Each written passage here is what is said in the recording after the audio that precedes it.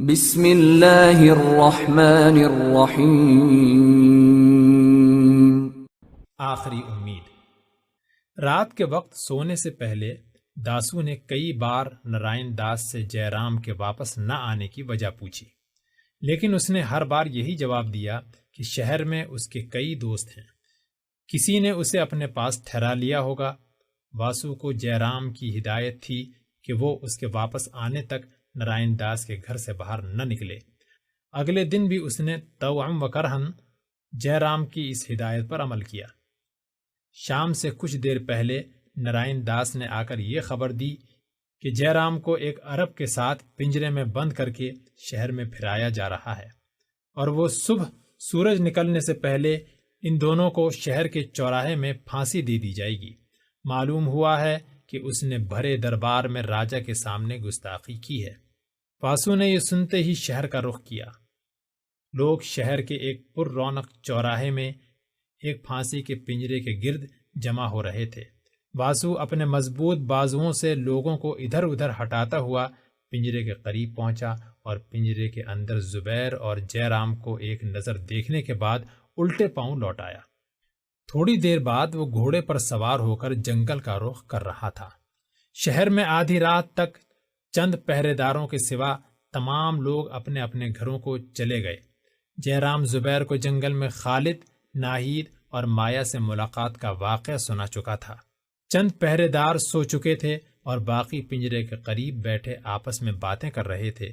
زبیر نے موقع پا کر کہا، وہ رومال کہاں ہے؟ جے رام نے جواب دیا، وہ میری کلائی کے ساتھ بندھا ہوا ہے، لیکن ہم دونوں کے ہاتھ پیچھے کی طرف بندھے ہوئے ہیں۔ کاش واسو کو ہماری خبر ہو جاتی۔ زبیر، میں تم سے ایک بات پوچھنا چاہتا ہوں۔ ہمیں سورج نکلنے سے پہلے پھانسی پر لٹکا دیا جائے گا۔ تمہیں اس وقت سب سے زیادہ کس بات کا خیال آ رہا ہے؟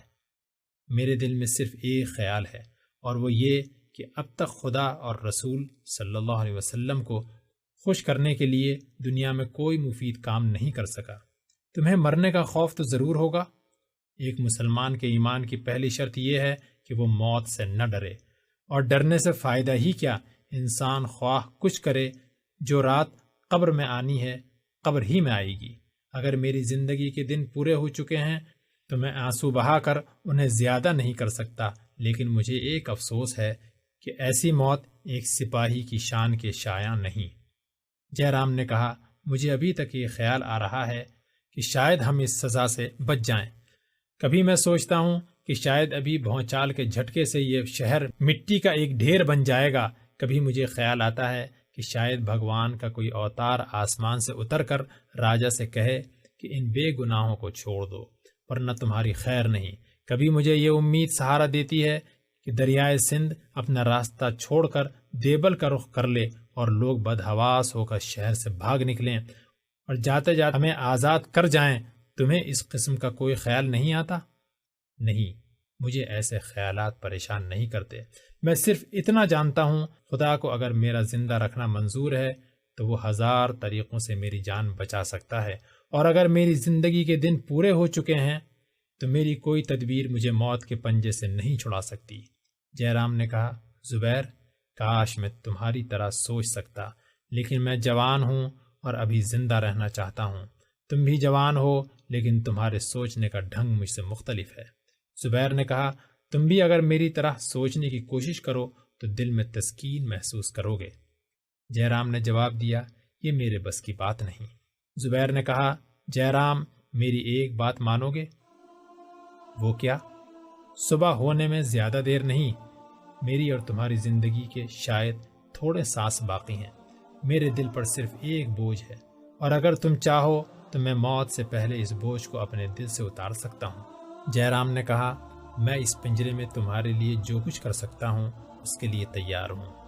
جے رام، ہم نے زندگی کی چند منازل ایک دوسرے کے ساتھ طے کی ہیں، اور میں نہیں چاہتا کہ مرنے کے بعد ہمارے راستے مختلف ہوں۔ میں چاہتا ہوں کہ تم مسلمان ہو جاؤ۔ اگر تم اس وقت بھی کلمہ توحید پڑھ لو تو میری گزشتہ کوتاہیوں کی تلافی ہو جائے گی۔ اب اتنا وقت نہیں کہ میں تمہیں اسلام کی تمام خوبیوں سے آگاہ کر سکوں۔ کاش میں جہاز پر اس ذمہ داری کو محسوس کرتا، لیکن اگر تم میری باتوں پر توجہ دو تو مجھے یقین ہے کہ تم جیسے نیک دل اور صداقت دوست آدمی کو صحیح راہ دکھانے کے لیے ایک لمبے عرصے کی ضرورت نہیں۔ جے رام نے کہا، اگر تمہاری باتیں مجھے موت کے خوف سے نجات دلا سکتی ہیں تو میں سننے کے لیے تیار ہوں۔ زبیر نے کہا، اسلام انسان کے دل میں صرف ایک خدا کا خوف پیدا کرتا ہے اور اسے ہر خوف سے نجات دلاتا ہے۔ سنو، یہ کہہ کر زبیر نے نہایت مختصر طور پر اسلام کی تعلیم پر روشنی ڈالی، رسول اکرم صلی اللہ علیہ وسلم کی زندگی کے حالات بیان کیے، صحابہ کرام رضوان اللہ تعالی علیہم اجمعین کی سیرت پر روشنی ڈالنے کے لیے اسلام کی ابتدائی تاریخ کے واقعات بیان کیے۔ اختتام پر زبیر اجنادین، یرموک اور قادسیہ کی جنگوں کے واقعات بیان کر رہا تھا، اور جے رام یہ محسوس کر رہا تھا کہ وہ ساری عمر تاریک غار میں بھٹکنے کے بعد ایک ہی جست میں روئے زمین کی بلند ترین پہاڑ کی چوٹی پر پہنچ چکا ہے۔ اس کی آنکھوں میں امید کی روشنی جھلک رہی تھی۔ رات کے تیسرے پہر جے رام برسوں کے اعتقادات کو چھوڑ کر دائرہ اسلام میں داخل ہو چکا تھا۔ زبیر نے پوچھا، اب بتاؤ تمہارے دل کا بوجھ ہلکا ہوا ہے یا نہیں؟ جے رام نے کہا، میرے دل میں صرف ایک اضطراب باقی ہے، وہ یہ کہ میں نے موت کی دہلیز پر کھڑے ہو کر اسلام قبول کیا ہے۔ کاش میں چند دن اور زندہ رہ کر تمہاری طرح نمازیں پڑھتا اور روزے رکھتا۔ زبیر نے جواب دیا، ایک مسلمان کو خدا سے مایوس نہیں ہونا چاہیے، وہ سب کچھ کر سکتا ہے۔ پہرے دار نے کسی کو پنجرے کے قریب آتے دیکھ کر آواز دی، کون ہے؟ ایک آدمی جواب دیے بغیر پنجرے کے قریب پہنچ کر رکا۔ چند اور سپاہی اٹھ کر کھڑے ہو گئے۔ پہلے سپاہی نے پھر کہا، جواب نہیں دیتے، تم کون ہو؟ لیکن اتنی دیر میں چند سپاہی اسے پہچان چکے تھے، اور ایک نے پرانے ساتھی کے بازو جھنجھوڑتے ہوئے کہا، گنواروں کی طرح آوازیں دے رہے ہو، انہیں پہچانتے نہیں؟ یہ سردار بھیم سنگھ ہیں۔ مہاراج، آپ اس وقت کیسے؟ میں قیدیوں کو دیکھنے آیا تھا۔ دوسرے سپاہی نے کہا، مہاراج آپ بے فکر رہیں، یہ چند آدمی ابھی سوئے ہیں۔ بھیم سنگھ نے اس سے پوچھا، تمہارا نام کیا ہے؟ اس نے جواب دیا، مہاراج میرا نام سروپ سنگھ ہے۔ تم بہت ہوشیار آدمی معلوم ہوتے ہو، میں برہمن آباد کے حاکم سے سفارش کروں گا کہ تمہیں ترقی دی جائے۔ بھگوان سرکار کا بھلا کرے، میرے 4 بچے ہیں، آپ کے ہونٹ ہلیں گے اور میرا کام بن جائے گا۔ تم فکر نہ کرو، ہاں قیدی سو رہے ہیں۔ مہاراج ابھی باتیں کر رہے تھے۔ یہ کہتے ہوئے اس نے آگے بڑھ کر پنجرے میں جھانک کر دیکھا اور بولا، مہاراج یہ جاگ رہے ہیں۔ میں جے رام سے چند باتیں کرنا چاہتا ہوں۔ مہاراج آپ کو پوچھنے کی کیا ضرورت؟ یہ کہہ کر سپاہی نے اپنے ساتھیوں کو اشارہ کیا اور وہ پنجرے سے ہٹ کر ایک طرف کھڑے ہو گئے۔ بھیم سنگھ نے پنجرے میں جھانکتے ہوئے بلند آواز میں کہا، جے رام تم بہت بے وقوف ہو، اور پھر اپنا ہاتھ پنجرے میں ڈال کر زبیر کا بازو ٹٹولتے ہوئے آہستہ سے کہا، تم اپنے ہاتھ میری طرف کرو۔ زبیر نے اپنی پیٹھ پھیر کر اپنے بندھے ہوئے ہاتھ اس کی طرف کر دیے۔ بھیم سنگھ نے دوبارہ بلند آواز میں کہا، نمک حرام، تمہیں راجا کے سامنے اس ملیج عرب کی دوستی کا دم بھرتے ہوئے شرم نہ آئی؟ اور پھر آہستہ سے کہا، جے رام میں تمہارے ساتھی کے ہاتھوں کی رسیاں کاٹ رہا ہوں، کچھ بولو ورنہ سپاہیوں کو شک پڑ جائے گا۔ جے رام نے چلا کر کہا، بھیم سنگھ شرم کرو، یہ ایک راجپوت کی شان کے شایع نہیں کہ وہ کسی کو بے بس دیکھ کر گالیاں دے۔ میں تمہارے جیسے بزدل آدمی کو گالیاں دینا اپنی بے عزتی سمجھتا ہوں۔ میں صرف یہ پوچھنے کے لیے آیا ہوں کہ تم نے اس لڑکی اور لڑکے کو کہاں چھپایا ہے۔ مجھے ان کا کوئی علم نہیں، جاؤ مجھے تنگ نہ کرو۔ زبیر کے ہاتھ آزاد ہو چکے تھے۔ بھیم سنگھ نے اس کے ہاتھ میں خنجر دیتے ہوئے آہستہ سے کہا، مجھے افسوس ہے کہ میں تمہارے لیے اس سے زیادہ کچھ نہیں کر سکتا۔ تمہارے لیے یہ پنجرہ توڑ کر بھاگنا ناممکن نہیں، لیکن پھر بھی قسمت آزمائی کر دیکھو۔ اگر تم آزاد نہ بھی ہو سکے تو کم از کم بہادروں کی موت مر سکو گے۔ سپاہیوں کو مغالطے میں ڈالنے کے لیے بھیم سنگھ نے اپنا لہجہ تبدیل کرتے ہوئے کہا، مجھے یقین ہے کہ عرب لڑکی کو تم نے کہیں چھپا رکھا ہے۔ اچھا تمہاری مرضی، نہ بتاؤ، لیکن یاد رکھو سورج نکلنے سے پہلے برہمن آباد کے باشندے تمہیں پھانسی کے تختوں پر دیکھ رہے ہوں گے۔ بھیم سنگھ نے پنجرے سے چند قدم دور جا کر سپاہیوں سے کہا، تم ایک طرف کیوں کھڑے ہو؟ مجھے ان سے کوئی مخفی بات نہیں کرنی تھی۔ ذرا اس جے رام کو دیکھو، اس کا غرور ابھی تک نہیں ٹوٹا۔ سپاہی نے جواب دیا، مہاراج اس کی قسمت بری تھی، ورنہ ہم نے سنا ہے کہ راجہ اس کی بہت قدر کرتا تھا۔ مہاراج، شہر کے لوگ کہتے ہیں کہ یہ عرب جادوگر ہے، اس نے جادو کی طاقت سے جے رام کو راجہ کا نافرمان بنا دیا تھا۔ بھیم سنگھ نے کہا، شاید یہی بات ہے، مجھے بھی اس کے پنجرے کے قریب نہیں جانا چاہیے تھا۔ نہیں مہاراج، آپ پر اس کے جادو کا کیا اثر ہوگا؟ پھر بھی آپ گھر جا کر پرارتھنا کریں۔ تم بہت سمجھدار ہو، میں جاتا ہوں، میرا سر چکرا رہا ہے، شاید یہ جادو کا اثر ہے۔ مہاراج، اگر آپ کا حکم ہو تو ہم میں سے کوئی ایک آپ کو گھر چھوڑ آئے۔ نہیں نہیں، اس کی ضرورت نہیں۔ بھیم سنگھ چل دیا تو سپاہی نے پیچھے سے آواز دے کر کہا، مہاراج میرا خیال رکھنا، تم فکر نہ کرو، ایشور آپ کا بھلا کرے۔ بھیم سنگھ کے چلے جانے کے بعد ایک سپاہی نے اپنے ساتھیوں سے کہا، دیکھا، میں نہ کہتا تھا کہ یہ جادوگر ہے اور تم نہیں مانتے تھے۔ سروپ سنگھ، تمہاری خیر نہیں، تم کئی بار پنجرے کو ہاتھ لگا چکے ہو، اب تک تمہارا سر نہیں چکرایا۔ میرا سر؟ ہاں، کچھ بوجھل سا ضرور ہے۔ فکر نہ کرو، ابھی چکرانے لگ جائے گا۔ سروپ سنگھ نے فکر مند سا ہو کر کہا، لیکن میں نے سنا ہے کہ جادوگر کے مر جانے پر جادو کا اثر نہیں رہتا۔ ایسے جادوگر مر کر بھی زندہ ہو جاتے ہیں۔ ایک اور سپاہی بولا، یار میں نے بھی پنجرے کو ہاتھ لگایا تھا، میرا سر بھی چکرا رہا ہے۔ سروپ سنگھ بولا، بھگوان ایسے جادوگر کو غارت کرے، اب میرا سر سچ مچ چکرا رہا ہے۔ ان باتوں کا یہ اثر ہوا کہ سپاہی 8-10 قدم ہٹ کر پہرا دینے لگے۔ زبیر پنجرے کے اندر اپنے پاؤں کی رسیاں کاٹنے کے بعد جے رام کے ہاتھ پاؤں بھی آزاد کر چکا تھا اور دونوں پنجرے کی سلاخوں کے ساتھ زور آزمائی کر رہے تھے۔ ایک سپاہی نے چلا کر کہا، ارے وہ پنجرے میں کیا کر رہے ہیں؟ زبیر اور جے رام دبک کر بیٹھ گئے اور آنکھیں بند کر کے خراٹے لینے لگے۔ دو سپاہیوں نے پنجرے کے گرد چکر لگایا اور مطمئن ہو کر اپنے ساتھیوں سے جا ملے۔ جے رام نے آہستہ سے کہا، زبیر؟ اس نے جواب دیا، کیا ہے؟ یہ سلاخیں بہت مضبوط ہیں، قدرت نے ہمارے ساتھ مذاق کیا ہے۔ کیا تمہیں اب بھی چھٹکارا حاصل کرنے کی کوئی امید ہے؟ میرا دل گواہی دیتا ہے کہ خدا ہماری مدد کرے گا۔ جے رام نے کہا، برہمن آباد میں سینکڑوں سپاہیوں پر بھیم سنگھ کا اثر ہے، شاید وہ آخری وقت پر ہماری مدد کرے۔ میں صرف خدا سے مدد مانگتا ہوں اور تمہیں بھی اسی کا سہارا لینا چاہیے۔ اگر اسے ہمارا زندہ رکھنا منظور ہے تو ہم بھیم سنگھ کی مدد کے بغیر بھی رہا ہو جائیں گے۔ میں تمہارے ایمان کی پختگی کی داد دیتا ہوں، لیکن برا نہ ماننا، یہ سلاخیں خود بخود ٹوٹنے والی نہیں۔ زبیر نے کہا، جے رام، جہاں عقل کے چراغ گم ہو جاتے ہیں وہاں ایمان کی مشعل کام دیتی ہے۔ تم ایک ایسے خدا پر ایمان لا چکے ہو جس نے ابراہیم علیہ السلام کے لیے آگ کو گلزار بنا دیا تھا۔ جے رام کچھ کہنے والا نہ تھا کہ باہر سے ایک سپاہی چلایا، کون ہے؟ ایک شخص نے چند قدم کے فاصلے سے جواب دیا، جی میں ماہی گیر ہوں۔ یہاں کیا کر رہے ہو؟ جی میں مچھلیاں لایا ہوں۔ مچھلیاں؟ اس وقت؟ جی اب دن نکلنے والا ہے، میرا ارادہ ہے کہ انہیں بیچ کر جلدی واپس چلا جاؤں۔ آپ کو کوئی مچھلی چاہیے؟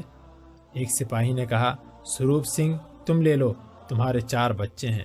مچھیرے نے کہا، ہاں سرکار لے لو، بالکل تازہ ہیں۔ سروپ سنگھ نے جواب دیا، ہم اس وقت پیسے باندھ کر تھوڑا بیٹھے ہیں، مفت دینی ہے تو دے جاؤ۔ جی شہر کے عام لوگ بھی ہم سے مفت چھین لیتے ہیں، آپ تو سپاہی ہیں، آپ سے پیسے کون مانگ سکتا ہے؟ یہ کہتے ہوئے ماہی گیر نے مچھلیوں کی ٹوکری سپاہیوں کے آگے رکھ دی۔ ایک سپاہی نے کہا، ارے تمہارے پاس تو کافی مچھلیاں ہیں، ہمیں بھی دو گے یا نہیں؟ سروپ سنگھ نے کہا، نہیں نہیں، اس بیچارے پر ظلم نہ کرو، میں تو اس کا روز کا گاہک ہوں، میں مفت تھوڑا لے رہا ہوں، کل پیسے ادا کر دوں گا۔ یہ کہتے ہوئے سروپ سنگھ نے ایک مچھلی اٹھا لی اور شرارت آمیز تبسم کے ساتھ اپنے ساتھیوں کی طرف دیکھنے لگا اور انہوں نے ہنستے ہوئے آن کی آن میں تمام ٹوکری خالی کر دی۔ سروپ نے کہا، لو بھائی، تمہارا بوجھ ہلکا ہو گیا، اب کل اسی جگہ اور اسی وقت پیسے لے لینا۔ بہت اچھا سرکار۔ پنجرے کے اندر زبیر جے رام سے کہہ رہا تھا، یہ گنگو ہے، لیکن یہ اکیلا کیوں آیا؟ گنگو نے سپاہیوں سے کہا، مجھے الغوزہ بجانا آتا ہے، آپ کو سناؤں؟ سپاہیوں نے یک زبان ہو کر کہا، ہاں ہاں سناؤ۔ گنگو نے الغوز سے چند دلکش تانیں نکالی اور اس کے ساتھی عام شہریوں کے لباس میں مختلف گلیوں سے نکل کر سپاہیوں کے گرد جمع ہونے لگے۔ ایک سپاہی نے اپنے ساتھی سے کہا، ارے اس نے تو خواہ مخواہ مچھیرے کا ذلیل پیشہ اختیار کر رکھا ہے، یہ تو الغوز بجا کر کافی پیسے کما سکتا ہے۔ گنگو کے ساتھی ایک دوسرے سے کہہ رہے تھے، مجھے اس کی تانوں نے گہری نیند سے بیدار کیا ہے اور پھر میرا سونے کو جی نہ چاہا۔ مجھے وسنتی کی ماں کہتی تھی کہ جاؤ دیکھو کوئی فقیر ہوگا۔ ارے میرے محلے کے تمام لوگ حیران ہیں کہ یہ کون ہے۔ گنگو الغوز بجاتے ہوئے اٹھ کھڑا ہوا اور اس کے ساتھی اچانک تلواریں سوت کر سپاہیوں پر پل پڑے اور آن کی آن میں ان کا صفایا کر ڈالا۔ باسو نے کلہاڑی کی چند ضربوں سے پنجرے کا دروازہ توڑ دیا اور جے رام اور زبیر لپک کر باہر نکل آئے۔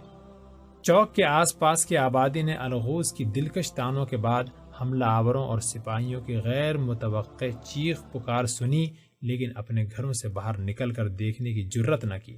زبیر اور جے رام گنگو اور اس کے ساتھیوں کے ہمراہ بھاگتے ہوئے شہر سے باہر نکلے۔ گنگو کے چند ساتھی ایک باغ میں گھوڑے لیے کھڑے تھے۔ جس وقت شہر میں اس ہنگامے کا رد عمل شروع ہو رہا تھا، یہ لوگ گھوڑوں پر سوار ہو کر جنگل کا رخ کر رہے تھے۔ ناہید اپنے بستر پر لیٹی ہوئی تھی اور مایا اس کے قریب بیٹھ کر آہستہ آہستہ اس کا سر دبا رہی تھی۔ خالد بے قراری کے ساتھ کمرے میں ادھر ادھر ٹہلتا ہوا بستر کے قریب کھڑا ہو کر بولا، ناہید بہت دیر ہو گئی، انہیں اس وقت تک پہنچ جانا چاہیے تھا، کاش میں یہاں ٹھہرنے پر مجبور نہ ہوتا۔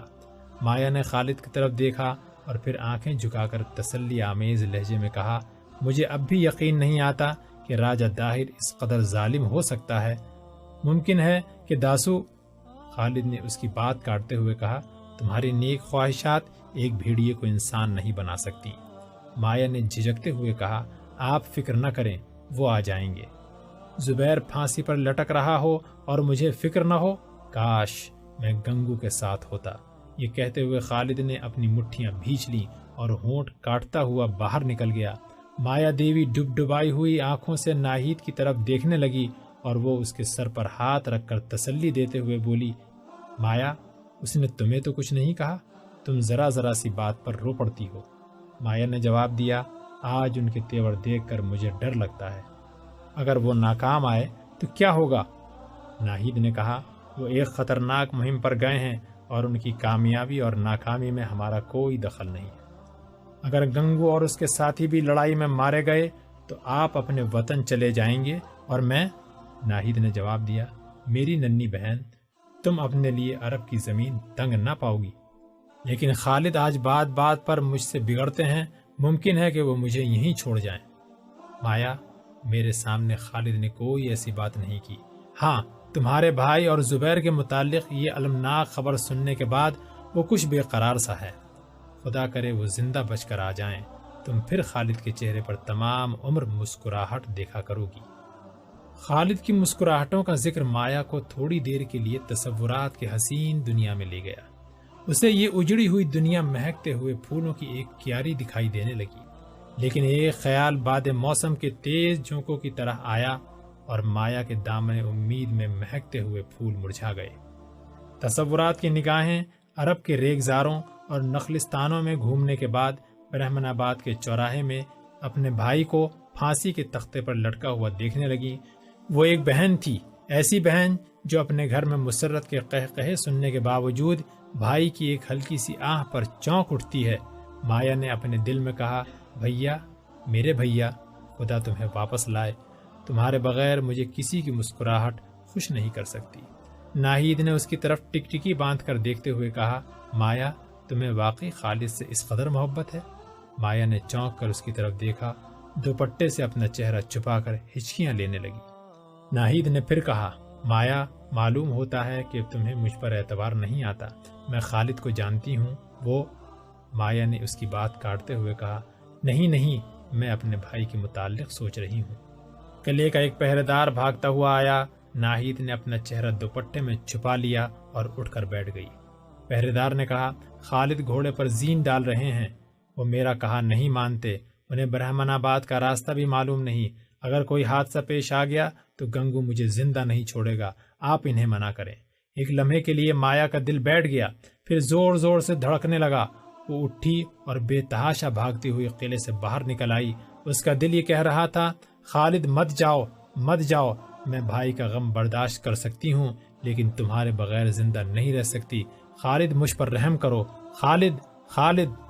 قلعے سے باہر خالد گھوڑے کی لگام تھام کر اپنا ایک پاؤں رکاب میں رکھ چکا تھا۔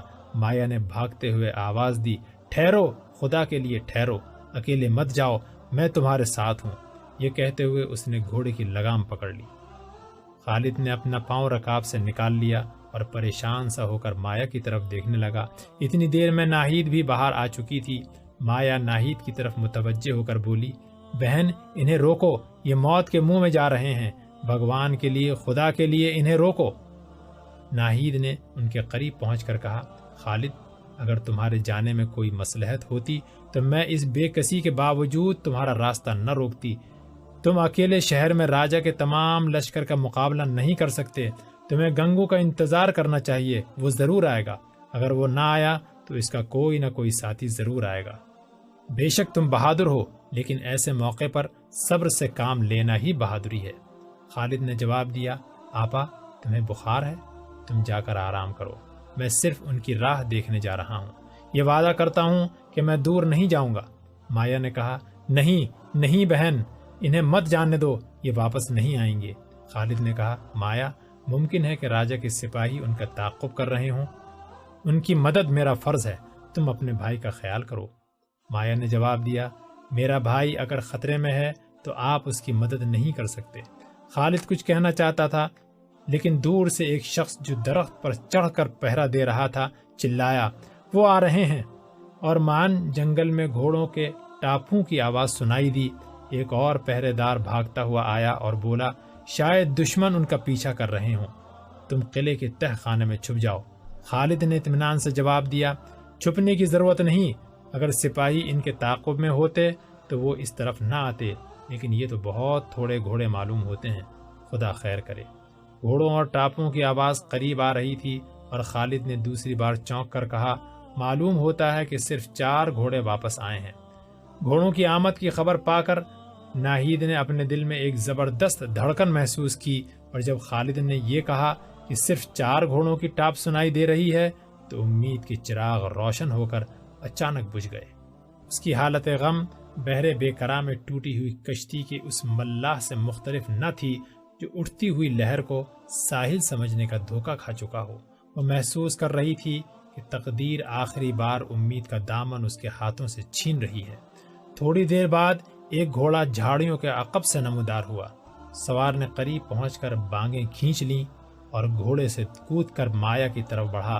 مایا، بھیا، میرا بھیا، کہتی ہوئی بھاگ کر اس کے ساتھ لپٹ گئی۔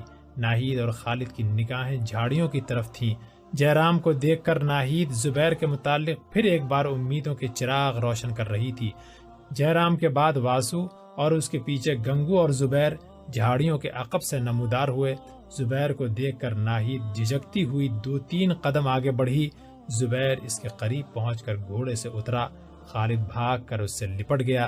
ناہید نے چاہا کہ بھاگ کر اپنے کمرے میں پہنچ جائے، لیکن اس نے محسوس کیا کہ اس کے پاؤں زمین میں پیوست ہو چکے ہیں۔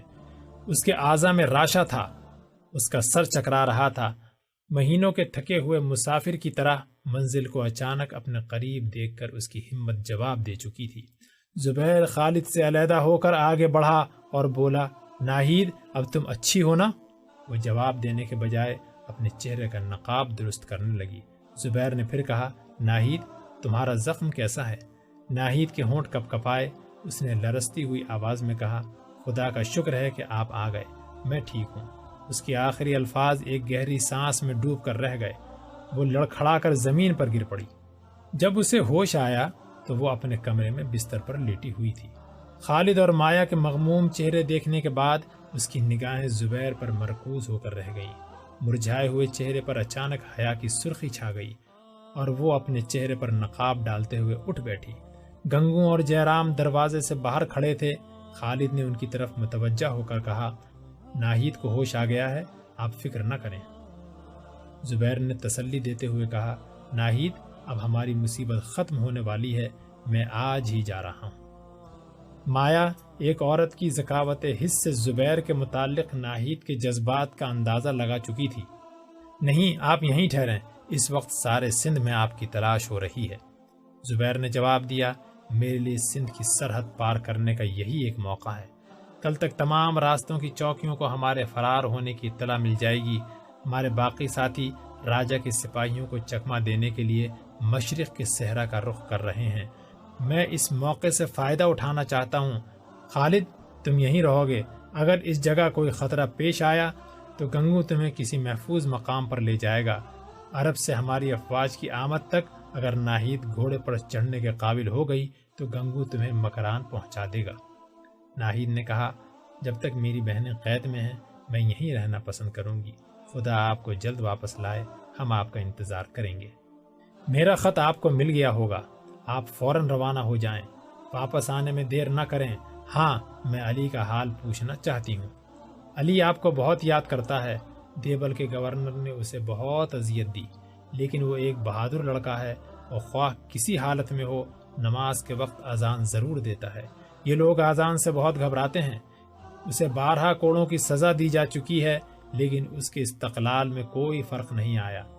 برہمن آباد کے قید خانے میں بھی اس کا یہی حال ہے۔ راجہ کے سپاہی اسے زبان کاٹ ڈالنے کی دھمکی دے چکے ہیں، لیکن اس کا ارادہ متزلزل نہیں ہوا۔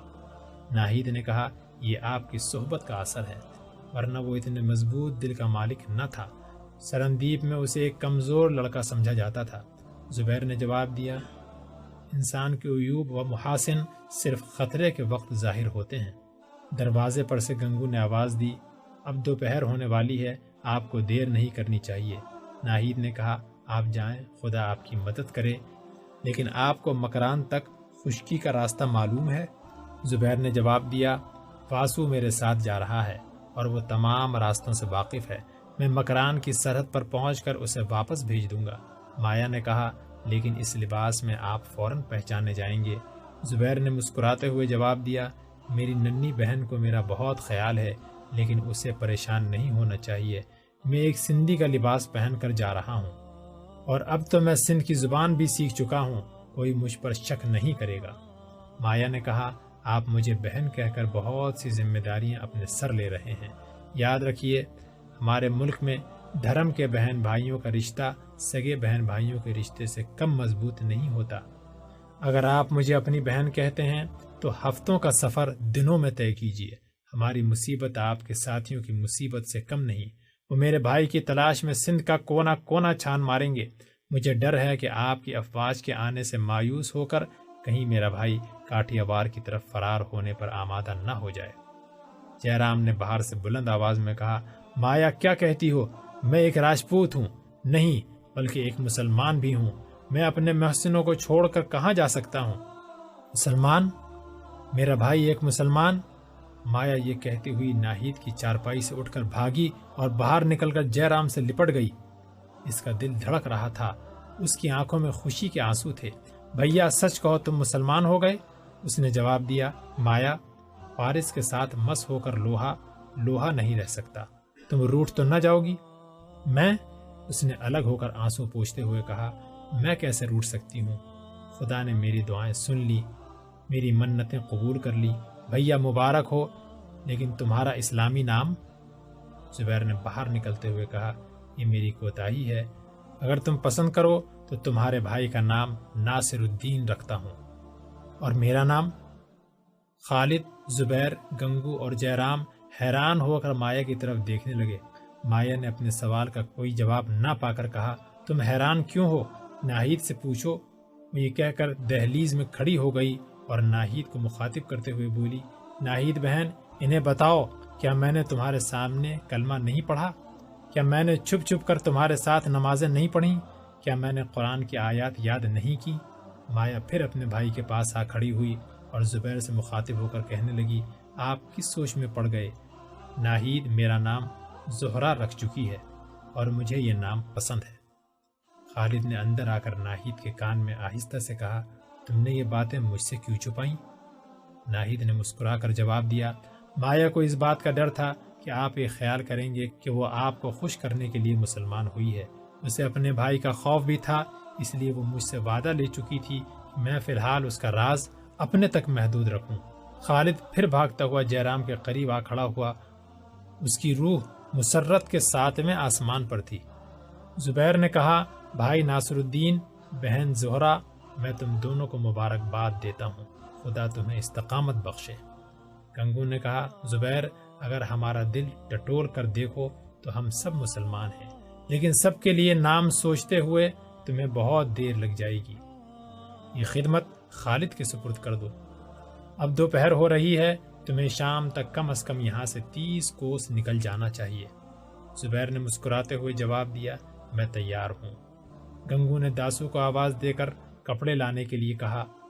زہرا پھر ناہید کے پاس آ بیٹھی اور زبیر نے گنگو کی ہدایت کے مطابق ایک سندھی سپاہی کا لباس زیب تن کیا۔ گنگو نے کہا، آپ کے لیے گھوڑے تیار کھڑے ہیں، میں ابھی آتا ہوں۔ یہ کہہ کر وہ دوبارہ ناہید کے کمرے میں داخل ہوا۔ وہ اس کے پاؤں کی آہٹ سن کر اپنے چہرے پر نقاب ڈال چکی تھی۔ زبیر نے کہا، ناہید، خدا حافظ، بہن زہرا، میرے لیے دعا کرنا۔ دونوں نے جواب میں خدا حافظ کہا اور زبیر لمبے لمبے قدم اٹھاتا ہوا کمرے سے باہر نکل گیا۔ خالد، ناصر الدین اور گنگو نے قلعے کے دروازے تک اس کا ساتھ دیا۔ واسو دروازے پر 2 گھوڑے لیے کھڑا تھا۔ زبیر خدا حافظ کہہ کر گھوڑے پر سوار ہو گیا۔ واسو نے اس کی تقلید کی۔ گنگو نے کہا، دھوپ تیز ہے لیکن یہ دونوں گھوڑے تازہ دم ہیں، 30 کوس کی پہلی منزل ان کے لیے بڑی بات نہیں۔ واسو، اس مہم میں تمہاری کامیابی شاید چند مہینوں میں سندھ کا نقشہ بدل دے۔ جب تک زبیر مکران کی سرحد عبور نہ کر لے واپس نہ آنا، آپ بے فکر رہیں۔ یہ کہہ کر واسو نے گھوڑے کو ایڑ لگائی۔ زبیر نے اپنا گھوڑا اس کے پیچھے چھوڑ دیا۔ قلعے کے اندر گھوڑوں کے ٹاپوں کی آواز سن کر زہرا نے ناہید کی طرف دیکھا۔ ناہید کی آنکھوں میں آنسو جھلک رہے تھے۔ وہ آہستہ آہستہ کہہ رہی تھی، خدا تمہاری مدد کرے، خدا تمہیں دشمنوں سے بچائے۔ زہرا کی آنکھوں میں بھی آنسو آ گئے۔ وہ بولی، آپا، تم اب تک مجھ سے ایک بات چھپاتی رہی ہو، تمہیں ان سے محبت ہے؟ ناہید نے کوئی جواب دیے بغیر زہرا کا ہاتھ اپنے ہاتھ میں لے لیا۔ گھوڑوں کی ٹاپوں کی آواز آہستہ آہستہ ناہید کے کانوں سے دور ہو رہی تھی۔